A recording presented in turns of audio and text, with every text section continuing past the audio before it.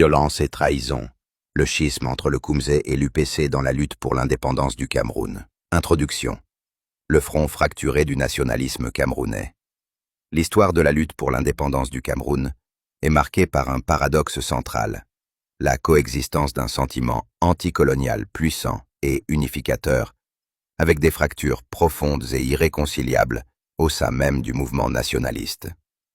Le conflit qui a opposé l'Union des populations du Cameroun, UPC, et le Koumzé, l'assemblée traditionnelle du peuple bamiléké, ne peut être réduit à un simple désaccord politique.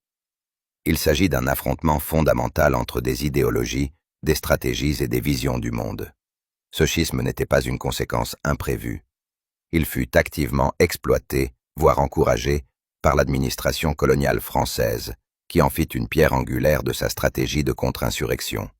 Les accusations mutuelles de violence et de trahison n'étaient pas de simples invectives, mais des armes politiques précises, articulant deux conceptions radicalement différentes de la nation camerounaise et de la voie légitime vers sa souveraineté. Le contexte de cette division est une guerre brutale qui s'est étendue de 1955 à 1971, faisant des dizaines de milliers de morts, un bilan qui souligne les enjeux considérables des divisions internes au camp nationaliste. L'administration française, déterminée à maîtriser le processus de décolonisation, a activement créé des partis de collaboration pour contrer l'influence de l'UPC, manipulant ainsi la trajectoire vers l'indépendance.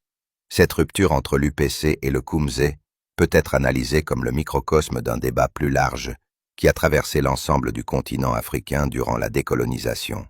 Elle incarne la tension classique entre les mouvements révolutionnaires, panafricains et multiethniques, aspirant à une rupture totale avec la puissance coloniale, et les groupes plus conservateurs, souvent fondés sur des bases ethniques ou des structures de pouvoir traditionnelles, qui privilégiaient un transfert de pouvoir négocié et graduel.